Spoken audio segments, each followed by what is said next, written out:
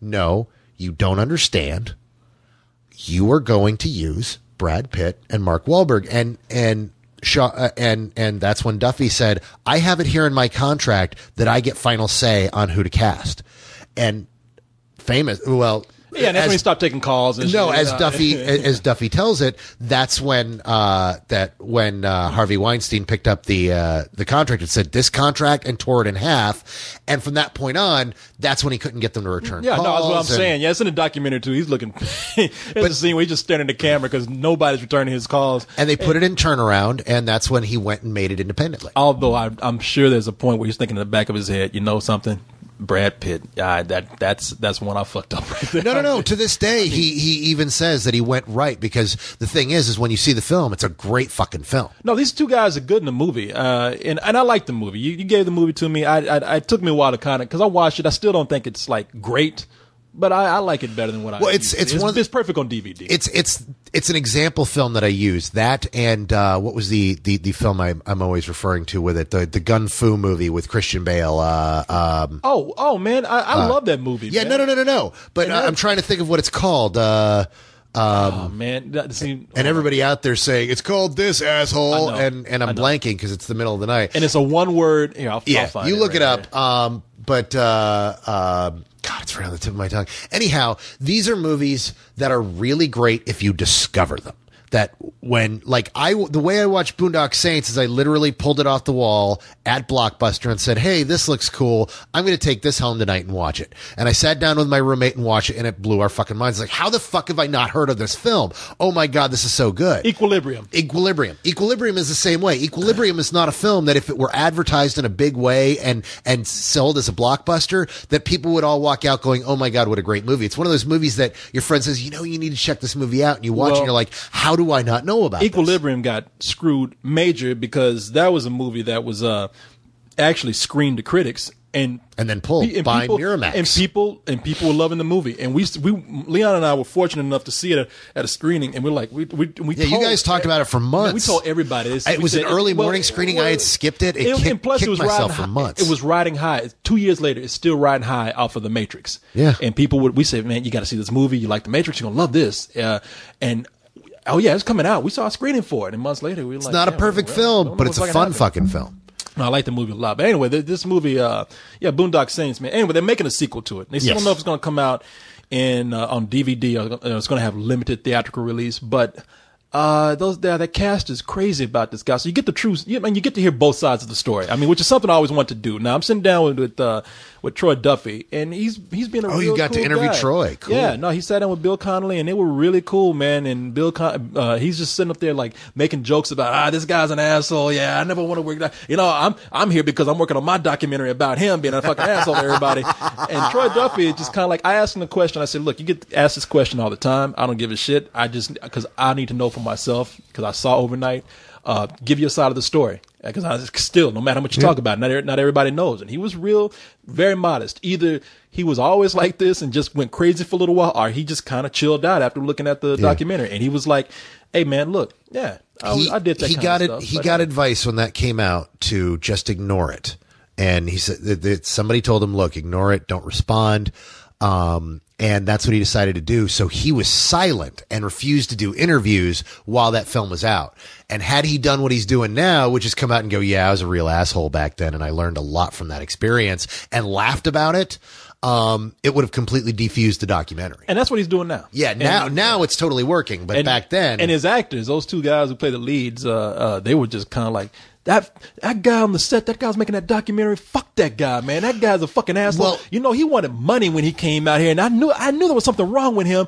And yeah, you can do anything with a documentary. You can edit it any kind of way, but yeah, we're fucking sticking by Troy, man, no matter what. And I was like, he fought for them and ended up losing his big, huge Miramax deal. I mean, that's the thing, is Troy could have done that and just said, all right, bent over, said, all right, made it with Brad Pitt, Mark Wahlberg, would have made a good film. Both of those guys are fucking great, but it may not have been the film he envisioned, and moved on to do other things. And he would probably be somebody who's steadily working in Hollywood right now, instead of just now getting around to his second film. I have to say though, I like those guys a lot, that he's cast. And I think it worked out fine. I mean, I think they listened to him.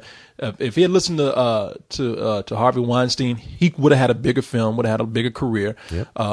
But he fought for those guys and they work. However, they don't look alike either. Those two guys, you know, it would have been just They the worked as same. brothers, though. I mean, I think he I could have had bought the it. same performance from Brad Pitt and Mark Wahlberg. They're not bad. I mean, you know, I that's what I'm saying. I was like, maybe you should have listened. I mean, granted, these two guys, they lucked out. You fought for them.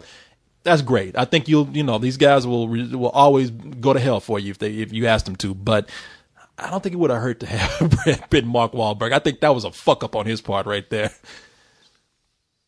I'm just Again, not what you're thinking, man.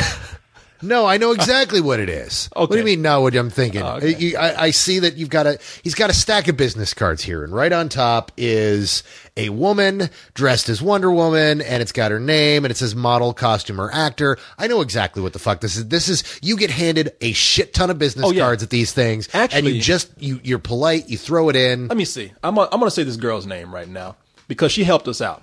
Girl named Miracle. Okay, it's all right. I get it. When we asked her name, she said Miracle, and it's spelled Miracle here. Miracle Burns. She helped us out a lot with something that we were shooting at Comic-Con, and she was really busy. Stepped aside to help us out. Got a husband involved, so we got a nice little pornographic shot out of that. I mean, you know, it's a Comic-Con pornography. No, it actually wasn't. We got her husband to do some acting for us, and she did. You got to see her Comic-Con. Hey, he said it. I did not. Oh, I should really cut down on that, or you're going to get banged on the wall. Yeah, well, this girl's cool. Like I said, she hasn't done anything yet. The girl. Maybe next she's door, getting yeah. laid. Yeah, I hope so because I was wrong with that last woman. You know, that last woman was not attractive to me at all. But I said, I will go with her and fuck you just to leave me alone. And hey, and I did, and she agreed to move out. So hey, good end of story right there. End Great of story. So how much time we got left? We can move on to some email if you want to, unless you got something else you want to say. There's one more thing to talk about. What's that? A certain real American hero. What? Oh, G.I. Joe. G.I. Joe. This is crazy, Man. because this is real crazy. Okay, here's the deal. Here's what's going on. They are not showing G.I. Joe to critics. They are and they aren't. No, they're showing it to select critics. They're showing it to select critics, but not to critical audiences. For example, there was a screening here this week here in town where only 2 specific critics were invited. Yeah. And they weren't, the thing is they weren't the type of critics that you'd normally expect to these things. It was very weird. They're selecting piecemeal across the board. Man, what they are doing, I know you said that this is not the case, but I keep hearing this over and over again from different things around the country. They are selecting people that they feel will give positive word of mouth to the movie. Except they're not. That's the thing, is the people they're choosing are not all across the board. I know a lot of the people who are getting these calls and are going in on this. I know a good half dozen people who've seen the movie now. And they're not the type of people that you call up and take money or give or quote whores. Well, no. They weren't quote whores, and they're not people. And Don't get it wrong. No, don't get me wrong here. I'm not accusing people of receiving any kind of payola or being chosen out to be giving gifts and then go see the movie. It wasn't like that. What I mean is they're inviting people that they think genuinely will like the movie or have been recommended because they think they will like the movie. For the most part. I mean, the one person who really threw me for a loop was Devin Faraci over at Chud. And because he is such he could have so much vitriol. I mean, he makes my harsh reviews look tame. He can be really scathing. Angry, huh? He can be absolutely scathing sometimes. He is that guy that I occasionally get emails or messages from people across the country saying, "Hey, do you know Devin Faraci?" And I'm like, "Yeah, I met, had a couple beers with him." Is he really like that in person? And you have to talk to me. No, in person, he's a very amicable guy. He's great to talk to. Yeah, he'll throw out the snark and he'll throw elbows, but in the same way that I do. But he's a nice guy. I enjoy having a beer with him and talking with him. And he's a smart motherfucker. That guy's sharp. So, but he was exactly the type of guy I thought they were afraid of with this. But no, they had him come in. And the thing is, is universally people I've talked to, had conversation with, not read their reviews, actually talked to them. They're all digging the movie. Well, there's something very fishy going on here. This ain't adding up, and I really do think they're being selective. And to me, that's kind of wrong. It's like, well, no, look, I don't know. I mean, I can say it's wrong or whatever, but it's like they're doing it as a business move. They want positive word of mouth on this because they do want some quotables for it. But they're terrified of what the average critic are going to say. They're really scared of what the newspapers and journals are going to. Well, say about the film. Look, there's some people here that I can understand them saying this person is just not going to like the movie, but I don't think that they should actually exclude that person from going to see it because look, nobody's going to stop seeing a movie because of what certain people say. On the other hand, look, I keep hearing good things about the film. Yeah, I'm dying to see it. I bought my ticket for a midnight show so that I'll have I'll at least have a written review up of it on Friday morning. I'm really looking forward to it. I've got we're going to do it at the Alamo. The Alamo Village is having a midnight show. A bunch of friends are coming. We're going to go. We're going to G.I. Joe it out, man. It's going to be fun. Yeah. Looking forward to it. I guess, well, are you going to record with us that night or are you going straight home? Because that's what we're doing. We're recording for it that night. God, I don't know. It's a 2-hour and 8-minute movie. And then, it's a North screening. So what we're talking about recording, by the time we get started, 3 a.m. I guess that's me and co-host Midnight Movie Madness. We'll see how I'm feeling. I mean, if Cyrus I'm capped up and ready to go, then you know what we should probably do? We should record it over at Cyrus's pad. Which is probably so. Where it's less than a mile away from the Draft House. If we go straight there, that's fine because then it's not the long drive across town to here. If you guys go to the village, that might be a possibility. We work it out. But all I know is I'm a little. We'll talk about this later when everybody else I just feel stupid sitting up here trying to fight to go see G.I. Joe. It's like something I would not go see. I'm not. I hate being in a position of having to try to figure out where some dumbass movie's showing. Try to talk to people to get into it to the point where it seems like I'm begging to go see this movie. I'm not. I don't give a shit about G.I. Joe. If it's good, it's good, and I'll say it is. But it just I don't know. It's just a pain in the ass because we're in the business of content, and certain content people want to see that day when it comes out, trying to keep up with everybody else. And like I said, the studios, they can do whatever they want to, but I just feel like they're fucking with my means and our means of getting by. Which is sad. Yeah, but some people like the audio. That's fine, and we'll put it up there, and people can listen to it. And I don't mind having something up. But like I said, I don't know. Let me put it this way: this business of doing movie reviews and going to see screenings and whatnot, it's becoming way more political than I would like. And it's becoming everything is changing, and I was just having a big kind of discussion with a friend yesterday about that, and he sent me a link today that got me all fired up. Which we were actually specifically talking about, the journalists that decry the death of journalism because of the rise of the internet and how journalism is dying and integrity and the standards of reporting, and it's like no, it's not actually dying. Well, yes, and no, it's not dying. Standards have gone down when you're on the internet because it's a Wild West environment now. Well, no, I mean, the thing is that since anything goes, people have access to the things without standards. But the major sites, they all employ various standards. They all still have ethics and they do. But the problem is that because there are the bad apples. You have these journalists who are saying that's how it all is. And at the same time, they're trying to pretend like this guy was writing for the Washington Post. He's trying to pretend that the New York Post doesn't exist, that there aren't rag papers out there that have scarce ethics, or that the New York Times haven't had their share of reporting problems, or that Washington Post themselves didn't pull their shenanigans with the election last year, where 4 days after the election, they wrote an article going, oh, well, people kept accusing us of bias and we didn't think so. And we went down and did the math, and it turns out, 3 times more positive things about Obama than McCain. We're sorry. Well, no, I think people are fully aware of that. The problem that's going on right now is that, and it's changing, it's right, and it's all changing because mainly the internet has come into the scene. Now, what happens is, as far as journalism goes, I mean, even some of your bigger sites, I mean, I'm not talking about, I don't know about political sites and whatnot, but as far as writing on some of the sites I've seen, even some of your bigger sites, I mean, they can't tell the difference between editorializing and giving an opinion. I mean, all that is mixed together, so you got two tones that are mixed up, grammar is everywhere, and all kind. Look, I'm not I'm not. Well, this I'm not this particular article was about the art of taking. Well, keep in mind, I'm not a journalist Nazi. I didn't go to journalism school. I did work at a school newspaper enough to see where these differences come in, and yeah, I notice it, and I'm just kind of like, yeah, standards have gone down, but that's not the thing that I have a problem with. That's something that's continued to happen. Maybe we're coming up with a new form of writing. I don't know. We're evolving. Maybe my problem is that now on the internet. Instead of being responsible and really having people come up with some standards or having to prove themselves before anybody's given a pass to things, at least here in Texas, I know that a lot of people just say, you know what, I want to start a site. And then they'll put up a little flimsy website. And because of that, they'll get on press list.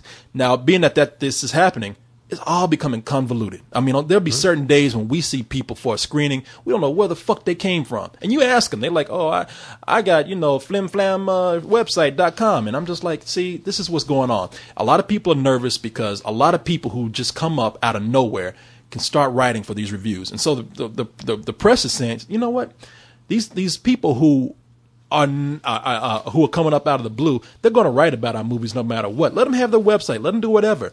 But you know something? We don't really have to have that many screenings anymore if we really choose not to. They're going to go see it on a Friday and write about it later that day. They'll tweet about it because they'll see it at some other screening, at an employee screening or something. So that hurts people like us. Well, but keep in mind that this was that site, 3 years ago, but we've just gotten the numbers up. Well, the thing that you're going to see is eventually there's going to be the whole proof of numbers thing where you're going to have to, I mean, it's kind of like with the Austin Film Critic Association. There was some grumbling because certain people weren't admitted. And the argument was, well, we cut it off at, you can't just say, I've put up a website, I'm a critic, let me into the Film Critic Association. We have to have some level of standards or else we're a joke. And because we set traffic standards, that we're well within. I mean, that's why there's, you either have to be print or you have to have a certain amount of readership. So, that's where it's headed, is it's going to be in that direction because we are becoming flooded. But the problem is certain studios are already dealing with that, like with where they send DVDs and such. And that's where the problems are with a lot of these startup sites with like hitfix.com and such, where they've got top tier talent. They've got guys who have been in the industry for 10, 20 years and really know their shit, but they don't have numbers yet. And they don't have the numbers to be able to sustain the type of, they don't have our numbers. They don't have the larger site numbers. So, but here's the deal. It's like, I don't mind those standards being set in place because I was well aware. I was just lucky that I was on the list of some press people already, or the marketing people, and so they were very supportive. If I had not had that, we would have never gotten I would not. I wouldn't care. I would have been like, you know what, we'll start a site and I'll go see these movies on a Friday or whatever until there's, and if things become popular, then I can understand them giving us a little more credibility. If it doesn't, then we weren't cut out to do this, and that's the way it should be handled. But right now nobody's checking anyone, and I think that's going to change because I think that this is something that a lot of marketing people didn't see. Well, coming. I know. The Fox got a new marketing company here in town, and they're asking us all to submit written copies. Like I've been meaning to submit, but they want, three of your most recent reviews and links to the various sites. And they're taking it serious, as they want to make sure they've got the right people on their list, which I think is cool. It's an interesting, sign of the times. This particular piece that I was speaking about, though, is interesting in that, as much as this guy is talking about the death of journalism and the big hoopla bullshit that all these, print journalists are upset that they're losing their careers, which is understandable, but the way it is, it's the way they're whining on the way out, that, rather than, you should have embraced this 5-10 years ago rather than trying to jump in now when everything is bad. You wrung the last bit of juice out of print, and now you expect us to step aside and let you take over, or else you're going to accuse us of not having standards. Yeah. But this particular article, right about that. This particular article was interesting in that it was talking about something that I complain about a lot, which is the whole echo chamber concept of somebody gets a story, somebody gets a good scoop, and then another site goes and copies and pastes sections of it and then comments on that, and may or may not give a link, but most people don't click on the link because they've already gotten the meat of the story. Yeah. You know, here we've got an interview with such and such, and he drops the big bomb. You know, we interviewed Gary Oldman, and he dropped a big bomb, and that big bomb is that they're going to start shooting Batman next year. And so nobody actually wants to read the 2,000 words of interview. They just want to hear about the Batman snippet. So when you copy and paste the Batman snippet in your story, nobody's going to go and click the link where somebody actually did the work and got the scoop. And so now you're riding off of the traffic of somebody else's work. And that's justifiable. There really does need to be a reinstatement of the pre-1976 copyright laws that protect writers from that, because you know what? When we do write content, sometimes it's kind of shitty to see that content spread out and somebody else doing, you know, who literally does 15 minutes of work, reads the story, develops an opinion, copies and pastes. That's how most of these sites have run. That's how, but there's nothing much you can do about that right now. And that's sure they can. They can reinstate the old copyright laws. Even then, is how far are you going to actually reinforce that with the law? I mean, are you going to keep suing every person that does it? I mean, right now we don't know how to handle this. And I mean, it's almost kind of like, it's almost impossible to do because so many people are doing it out there. I mean, so many sites, all that stuff, and then once it's out there, it spreads. So that's the other thing. But once you start the suing, all of a sudden everybody kind of backs away. I doubt that will happen too, because they tried to do that like. Well, pirating is still going strong. But piracy is totally different than copyright. Well, it's still stealing somebody's material, and they go out and say, you know, we're going to scare people by going out and like going after a 13-year-old girl, and people are like, we don't give a fuck. You know, but what you're talking about is the RIAA goes after 100 people out of the 100 million people that do it. So everybody, it's kind of like that justification that people get after they see a horror movie when they walk out and they're like, oh my God, I'm so scared. Freddy Krueger's going to get me in my sleep. And it's like your brain goes, no, you know what? There's so many people in the country. Why would he choose me? You know, that whole stupid, it could never happen to me.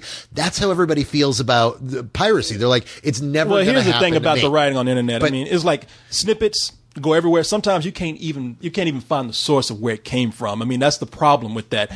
There's so many things that you can't trace things to. Once it's out there, it's wildfire. Except that now, with the power of these search engines, you can track this stuff by the minute, and you really can keep track of it, and you can find this. And the big problem, isn't the small sites that steal your stuff, or the Billy Joe Bob Jones that decides to put up a website and copies and pastes your story and puts it up. The problem is when it's the big sites. The problem is when a large site takes your story and gets all your traffic and then makes money off all those impressions. Well, I mean, there's that. I mean, if you're just talking about the more money you make from something, the more those sites are easier to keep. You're going to grab yourself, but like I said, if you're just worried about information spreading, you can't stop it. No. But that's not the. It's just the same way like where journalists are upset about. Hey, you know what? We're losing our jobs to people who can't write as good as us. I mean, they're right about that. They have a right to feel that way. Well, except that it's not all people who don't write as good as them. In fact, it's a lot of times it's people who write a hell of a lot better. I dollars to donuts. This guy who wrote this thing for the New York Post, I can name a dozen film and entertainment guys who write online, and even newer guys that write online that are so much better than this guy was, who are so much more interesting to read. But but then there's another dozen guys who are so much worse. That's not who they're coming up. But that's not who you have to be concerned about. The fault with all these journalists is that they just haven't. I mean, they didn't look ahead. I mean, I know how it is. You get comfortable in a job. I worked with people like this. You get comfortable in a job. You see it as, oh, this is my bread and butter. This is what I'm going to be doing till I die. Yeah, this is my family. I'm going to retire doing this. This is my home here. And it's like, no, it's not like that. In today's age, there was an article in Time magazine, speaking of which said, you know what, the new image of work is going to be. Sadly, and it's going to be good and bad. The good thing is that you're going to have more control over what you do. You probably work at home. You probably make your schedule. You'll probably be able to go out and do what you want to because you'll be in touch with the office all the time. It's going to be a more European life. Yeah. But at the same time, there's a price with that. The other price is that you're going to have to provide your own insurance. You're not going to have you're not going to know your coworkers. No, exactly. I have coworkers that I've worked with for 3 years at film.com that I've never met. Yeah, no. That people I've interacted with online a little bit, but I've never met them. And Well, that's these the are other my thing. these are my coworkers. They say It's companies weird. are going to be, and we're going through this now. Companies are going to be split up around the country. Some of your bigger companies, and you know what? You're not going to know who's who because No. everybody's going to be spread apart. And it's which is also going to make it easy what come firing time, because there's not going to be that face to face, because that's what we have to deal with when it comes layoff time.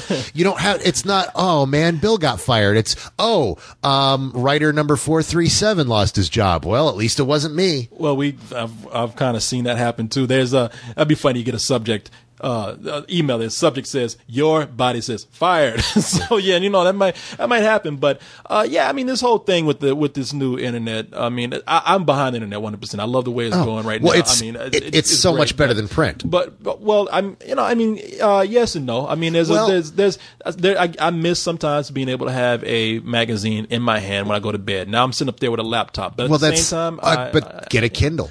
I mean, it's see, I shouldn't have to do it. I like paper. There's some things about paper that I like, but you know what? I do like my laptop better. Yeah. I like my laptop better that I don't even want. Look, well, the best way it can be. Hold on. I just let me finish. Like your laptop better? No, I do like my laptop better. I like it so much that I do not even want to get like a widescreen television because I like watching movies up close in my bed on my laptop, listen to it on stereo on my headphones. I mean, that's how much I like it. So. I think the thing about print though, the best thing that I've seen was on the Daily Show recently, where they're at the New York Times and he points to the paper and he says, well, the internet's better. He's like, how's it better? It's not better. Print is better. It's like, show me one thing that happened today in that newspaper. And it was today's newspaper. And the guy goes, and then, no, it's all yesterday's news, but it's yesterday's news today. No, that's the internet is today's news today. In fact, not only is today, but it's by the hour, by the minute. I mean, like when Michael Jackson. I mean, we followed on Twitter minute by minute. Michael Jackson shut down Twitter because so many people were tweeting about him going unconscious, him being taken to the hospital, and him dying. We knew he was dead before it was officially announced. Yeah, no, I mean, and it was odd, minute by minute, and by the next morning when the newspapers were printing it, it was old news to most of us. Yeah, look, the worst thing we got to worry about is that we don't go into a global long-term blackout. You know what I mean? But yeah, I'm behind this 100%. Anything digital, I'm behind because look, first of all, yeah, I have the environmentalist inside me says there's not a whole lot of waste. I see it right now. I don't even draw on paper that much anymore. I still carry my sketchbook around, but you know what I do? I have a program that lets me sketch like I'm doing on paper. And I've noticed already the stacks of paper that I have boxes and boxes of sketches. It's reduced to nothing almost because I'm drawing on my computer. So yeah, don't get me wrong. As much as I'm complaining about the internet coming encroaching on what we do, that's to be expected. And even then, you know what? It's like I said, it's evolving. We change the way this changes. It's not going to stop us doing what we do, but it is a pain in the ass. I'm not worried about the technology. Like I said, it's just the politics involved in it. And things have gotten really political lately. I mean, that's one of the problems. I love this job. I hate where the business is going. I hate how cutthroat it's gotten. How people are I mean, every day we see spat fights between the websites, and through Twitter, of our colleagues just going at each other, just ripping into each other. And it was never like this before. Even here in town, when have there ever been these kind of fights between those? You know what? Those fights existed. They just existed in an office. You would yell at they weren't another public. person's apartment. Yeah, but it wasn't a public calling out of your rival. I just hate this whole thing of like, this person can do this person can't, because we haven't figured it out yet. I just telling Jamie the other day, I said, man, you know what? I'm beginning to regret that I even got into this because it's beginning to just be a pain in the ass. But then I thought about it, took a breath, and I was like, well, it doesn't mean that we got to stop. I can just sit down and figure out how to change with all of this. Content is content. We got to roll. Yeah, and we'll do that. It just makes you be more creative. Hey, you want to get us some email? Let's do an email real quick. I think we've gotten to an hour. I'm pretty sure we have. Yeah, so let's do an email. You want to do just one? Well, okay, we're past an hour. Let's see. Hold on. Oh, let's see. I'm opening up an email right here, and I wonder if this is something we should read. It might be one of those really vague emails. Vague email. What's your favorite song? I don't know. What's your favorite doo-doo-doo on the doo-doo-doo with the doo-doo-doo? At least it's not the hyper-specific. Okay. Because the hyper-specific are even worse. Well, let's see here. What's your favorite movie starring a dead singer that was filmed on All Tuesdays? I don't fucking know. There's like 3 of those. Let's see here. I can't name any of them. It's called "Fuck You the Musical." Let me see. We have an email from a guy called On the Outside. On the outside, The name looking in. with. Let's see. Is there a movie you think got more hate than it should have gotten? Oh, there's lots. Well, there's lots. I mean, I guess if I thought of one recently, I can answer that real quick. Martians in the Attic, man. That's one movie that everybody hated. I said I thought it was all right for kids, but everybody hates the movie. I still don't see anything wrong with it, but that's one where I was way in the minority, and I still say, look, it didn't seem that bad to me. I got to go, when you're talking real hate, Day the Earth Stood Still. I really do truly like that movie quite a bit, and people just walked into that. I mean, critics especially just walked into that hating it. It had 3 strikes against it going in. It was made by Fox. It was a remake of a classic film, and it starred Keanu Reeves in a famous role. People were, the same critics that dogged on it were dogging on it before it was made. Now, I'm not saying that all of them were, but I felt that film got a lot more hate than it deserved. I can understand people not liking the film, but as much vitriol as it got, it didn't deserve that. Can I be honest with you? As one of those critics who did not like the movie, it wasn't because I came in with any hate. No, I know you. And that's why I gave you that out there where I didn't paint all, because I know you didn't go in like that, because you just go in, a lot of times you just go in shrugging, going, well, we'll fucking see. Because those are those people who say, what do you think about this fucking remake? I don't care. But you also didn't go off on a tirade like, holy fucking shit, that movie was fucking awful. Oh my fucking God, it was raping the corpse of a great fucking film. You were just man, I didn't like that fucking movie. And you've said that many times. It's one of those things where, but you don't hate on the film. It's one thing to dislike the film or strongly dislike a film, but to really hate on a film like that, I think was a little extreme, and I think it was a little knee jerk. And I can see people doing that. I mean, you're right. Cause I'll go into a movie thinking people hate remakes, and I can see why. I give you that, but I'll go into it saying, hey, look and see what the movie's going to be like when it's done. That's all. Be fair. So. Yeah, and I know that there's many people in our audience who are right now screaming, "Say Wolverine! Wolverine! People shouldn't have hated Wolverine." No, we should have fucking hated Wolverine. I fucking hate Wolverine. And even then, as a movie, I was like, "Hey, I came out. It was all right. Whatever." I fucking hate that. I mean, movie. I guess I'm at the point where I've seen so many really shitty movies. Yeah. If it just doesn't make me mad, I'm just. Oh no, and that movie didn't make me mad either. We were all just kind of like, it fucking sucks. Let's see. What is Okay, we answered that. I'll get to one more here. We'll do one more singular sensation. Every single email we take. You gotta do that part right there. You got to. All right, the last email. Hit me. All right. Was there ever a movie that you really liked up until the point where they pulled something stupid that totally changed your opinion about the entire film? He said his biggest example is Eagle Eye. Didn't hate the movie, but I really was disappointed by that ending. I was like, that's dumb.